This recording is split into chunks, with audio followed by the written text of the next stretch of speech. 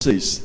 Disse a rolinha ao pardal: gostaria de saber por que os homens ansiosos nunca param de correr. Respondeu o pardalzinho: minha amiga, eu penso assim: não sabem que o Pai Celeste cuida de ti e de mim? Esse é um poema, ok? Poema de autoria desconhecida, citada por John Stott em um livro em Contracultura Cristã. Por que é desnecessário nós nos preocuparmos? Porque a Bíblia diz assim, ó: o seu Pai sabe do que vocês precisam antes mesmo de o pedirem. Então, mesmo antes de nós orarmos, mesmo antes de conversarmos com Deus, Deus sabe todas as nossas necessidades. Antes de nós fazermos aquela oração, dizendo para Deus o que está acontecendo, Ele já está sabendo todas as coisas. Agora aqui é um alerta, um cuidado. Qual é o cuidado? 3 considerações sobre o cuidado de Deus, segundo John Stott. Primeiro, o cuidado de Deus não pode ser desculpa para a indolência. Se alguém não quiser trabalhar, também não coma, diz o texto de Tessalonicenses. Deus não tem nada a ver com os preguiçosos, com os glutões, displicentes. Eles agem como se apenas devessem ficar sentados à espera de que Deus lhe atire na boca um ganso assado, segundo Martinho Lutero. Ok? O cuidado de Deus não nos isenta da responsabilidade social. O mesmo Jesus que aqui afirma que o nosso Pai alimenta e veste seus filhos, mais tarde diz que nós mesmos devemos alimentar os famintos e vestir os nus. O fato de Deus alimentar e vestir os seus filhos não nos isenta da responsabilidade de sermos seus agentes para isso. Ou seja, nós somos bênção na vida daqueles que não têm. Amém? Ok. O cuidado de Deus não significa que não teremos problemas ou que não passaremos pela privação. Isso aqui é importante, porque o evangelho pós-moderno diz que quando nós estamos embaixo do guarda-chuva de Deus, nada acontece com a gente de problema. Isso não é verdade numa perspectiva bíblica. Apesar de nós estarmos debaixo do guarda-chuva de Deus, é possível passarmos problemas e dificuldades, ok? Estar livre... Deixa eu só voltar aqui um pouquinho, obrigado. Estar livre de preocupações e estar livre de dificuldades não é a mesma coisa. Cristo nos manda deixar de lado a ansiedade, mas não promete que seremos imunes a todos os infortúnios. Ou seja, o que Deus espera de nós é que mesmo vivendo problemas, haja em nossos corações uma convicção, e é: Deus está comigo. Ok? Não precisamos nos preocupar mais ainda. Precisamos trabalhar, temos responsabilidades com o nosso próximo e enfrentaremos dificuldades com a ajuda do Senhor. Ok. Não se preocupe por quê? Por 2 razões bíblicas que têm a ver com a nossa espiritualidade, a nossa visão de Deus. Porque é perigoso, revisando, a ansiedade tira o foco das coisas realmente importantes e de uma vida centrada em Deus. Segundo, porque é desnecessário, Deus cuidará das nossas necessidades. E aí eu queria que você dissesse: Deus cuidará das minhas necessidades. Joia. Vamos para frente? Por que não devemos nos preocupar? Porque é inútil.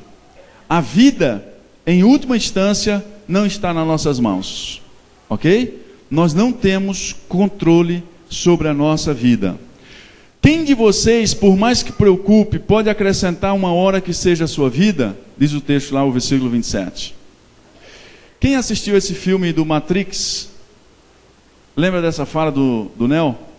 Não gosto de pensar que não controlo minha vida. Só que isso é um fato. Ninguém tem o controle sobre sua vida. Ninguém, nem sobre a vida dos outros. Por mais rico que seja, por mais dinheiro que tenha, ninguém tem o controle sobre sua vida. Ok? Eu falo de dinheiro no sentido de buscar recursos fora, médicos bons e tal. Ninguém, só Deus tem o controle da nossa vida. Muito de nossa ansiedade é fruto do peso da responsabilidade de acreditarmos que tudo depende de nós. Vamos ler juntos aqui?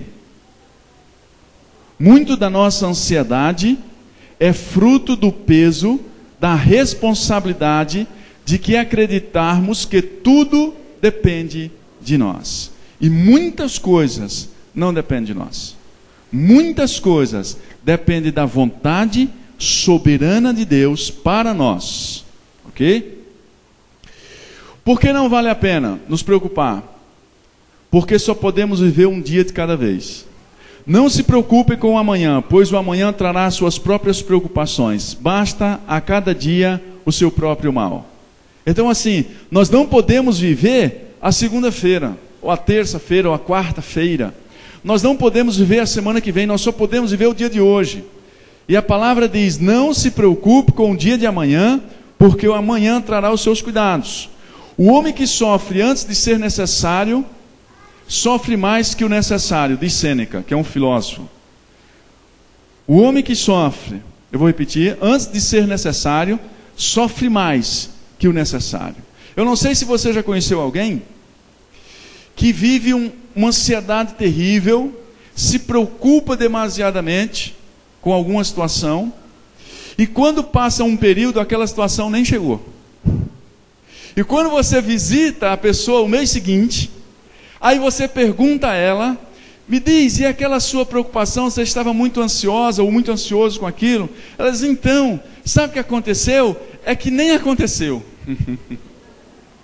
Tudo foi resolvido antes. Só que quando você a visitou a primeira vez, um mês atrás, ela estava mordendo as unhas, ansiosa, sem dormir à noite, tomando calmante, dizendo para você que estava nervosa ou nervoso, e quando foi no mês seguinte, tudo não se passou de pura ansiedade.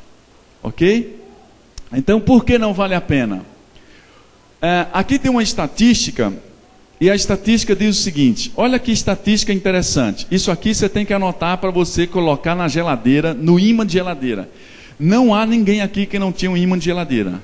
Então anota essa estatística e você vai pôr lá pregadinho no imã da geladeira, para que você lembre sempre disso, quando você estiver ansioso, você vai lá e lembra dessa estatística. Ok? Com que as pessoas em geral se preocupam? Primeiro, 40% das pessoas, isso é uma estatística bastante interessante. 40% das pessoas se preocupam com coisas que não vão acontecer nunca. Olha só. 30% das pessoas se preocupam com coisas do passado que não podem ser mudadas.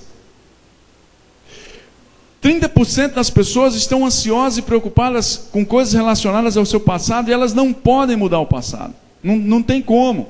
12% das pessoas se preocupam com críticas de outras pessoas, que na maior parte injustas. São críticas que não são verdades. E 12% das pessoas estão ansiosas e preocupadas com essas críticas. 10% das pessoas se preocupam e vivem ansiosas por causa da saúde, que piora com o estresse. Então assim, é comprovado cientificamente que pessoas que sofrem de algum tipo de doença, seja câncer, seja qualquer tipo de doença, quanto mais se preocupam e entram em depressão, pior fica o seu estado físico em relação à sua doença. Então 10% das pessoas se preocupam com a saúde, que vai piorando mais ainda por conta dessa preocupação e por conta desse estresse. Agora, olha só que interessante, 8% apenas das pessoas se preocupam com problemas reais que precisam ser enfrentados. Então a pergunta de Deus para a nossa vida essa noite é: qual é o nosso percentual? Ou qual tem sido o percentual de ansiedade com que nós temos vivido? A preocupação tem uma imaginação fértil. Por quê? Porque a nossa mente vaga. Quem de nós nunca teve um dia legal e se deitou na cama e não conseguiu dormir? E aí a mente começa a vagar com ansiedades, preocupações, com estresse, com nervosismo, com o que vai acontecer semana que vem, a ansiedade, sudorese, perca de sono. Então a preocupação tem uma imaginação fértil, porque ela vai dando asas, ela vai construindo pensamentos, ok? Por que não se preocupar? Por duas razões lógicas, revendo. Porque tem a ver com o bom senso, porque é inútil. A vida em última instância não está em nossas mãos. Porque não vale a pena. Só podemos viver um dia de cada vez. Ok? O que diz a palavra do Senhor? Busque, pois, em primeiro lugar o reino de Deus e a sua justiça, e todas, vamos ler juntos? E, mais uma vez, e todas estas coisas lhe serão acrescentadas. Deus irá acrescentar na sua vida o que está faltando. Não ande ansioso, não se preocupe. Deus ama você, Deus cuida de você, Deus está cuidando da sua família, Deus está cuidando da sua vida. Não fique ansioso. A palavra afirma isso, que Ele irá tomar providências em relação a você, ok? Busque, pois, em primeiro lugar o reino de Deus.